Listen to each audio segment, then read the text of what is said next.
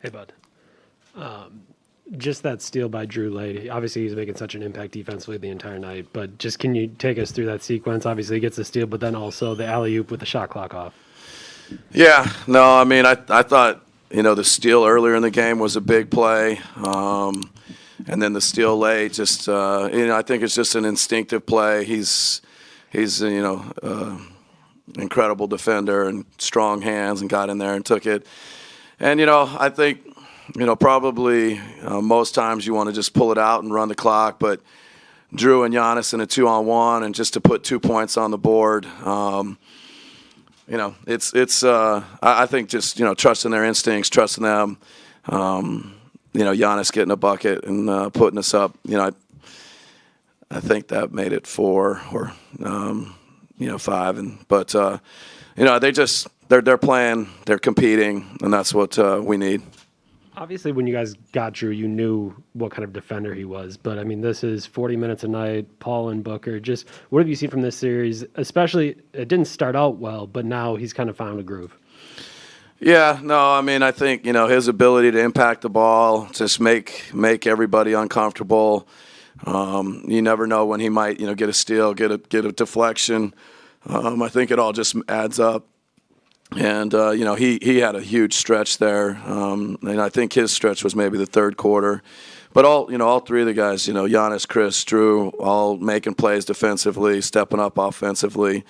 But, yeah, Drew's impact defensively, it's a big part of the reason why he's such a good fit with us. Rohan, you're on the right.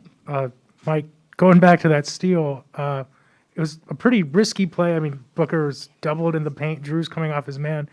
Is that a situation you guys go over normally? I mean, you mentioned it was an instinctive play. Is that a situation you've kind of gone over in the past, him, making the gamble for that kind of steal? No. Again, I think just trusting their instincts and, he can cover a lot of ground both directions. And I thought there was a good crowd. There was a lot of activity around Booker. And, so it's one of those things. That's the game. That's the way the game's played. If Booker kicks it and they make a shot, then we might feel differently. But, players have to make plays, and Drew made a huge play there. And I think that's what we want from our guys. And just a quick follow-up. Obviously, the game tightened a lot in the last 2 minutes after you had that big lead. At any point, do you have a conversation with your guys about keeping their composure in that moment, not getting caught up in their run, or does that ever come up in a moment like that? I mean, I think they just they've been in a lot of close games. It's a very mature group. There's a lot of confidence. So. I think there's a natural poise with the group, and we don't necessarily, talk about it, but you can feel it in the huddles. Tim on the left. Mike, you guys have been waiting for for Drew to have a game like that offensively. At the start of the second quarter, when you had that group in there without Giannis, what did you see that allowed everybody to get going, and in particular his play there to kind of get you guys back in the game? Yeah, I thought there was a couple stops, and, he was able to just, get to some good spots. I think Brooke and Bobby coming and screening for him in transition, and it usually starts with our defense. That group I thought played really well defensively, and Connaughton hit some big threes. I think he was in that stretch, but Drew I think just felt like they'd made every shot in the first quarter, and we felt like it could balance out. But to start the third with Giannis out and Brooke and Bobby as our bigs, and Drew just to get going. I think it's just the screening on the ball, him attacking. That's usually what creates it for us. Melissa in the middle. Speaking of that first quarter, obviously the Suns came out blazingly hot. I'm curious, did you or did one of the players say something to kind of like turn the tide before the second quarter? No, I mean I don't. But I mean we did just kind of acknowledge like they've shot it incredibly well. If you've been in a lot of basketball games, those things can kind of even out. And, if they could keep shooting it at that clip, it was going to be a tough night. But we felt like defensively we could get better.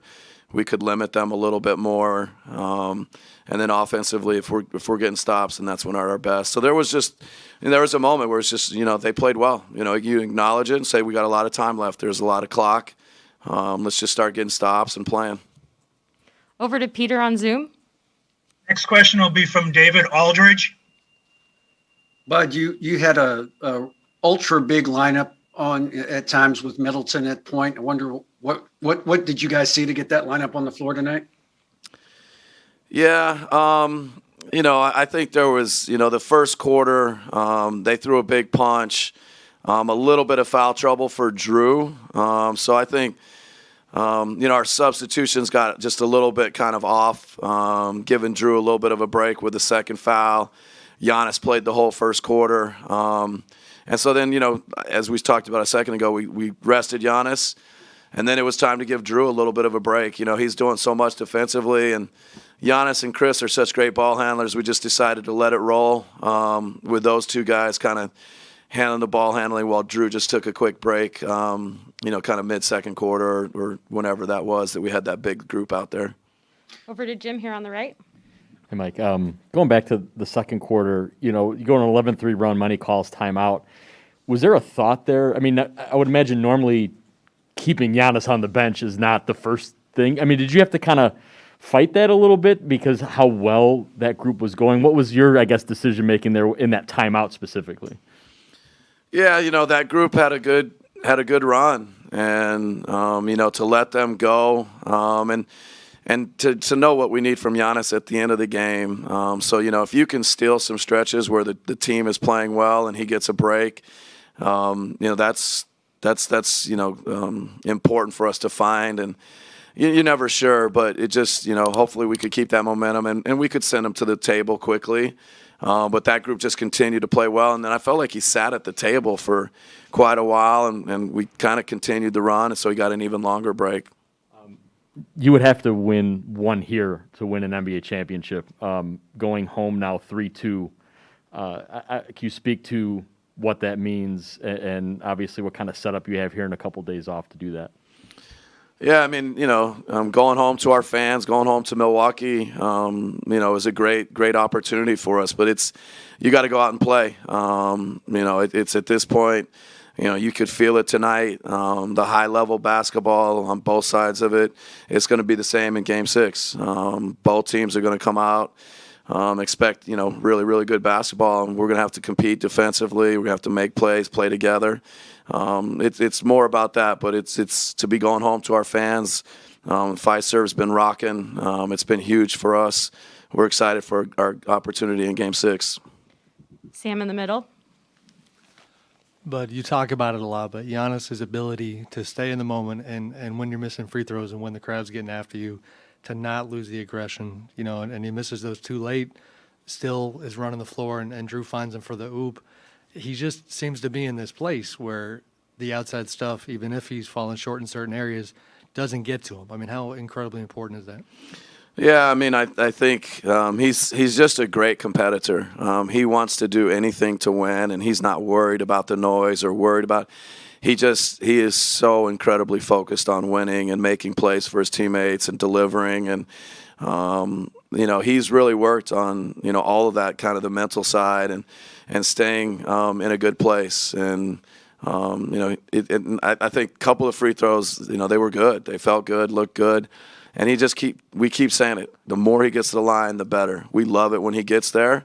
He's going to make a bunch of them, and we believe in him, and we just believe in the competitor. He's going to make plays that help us win.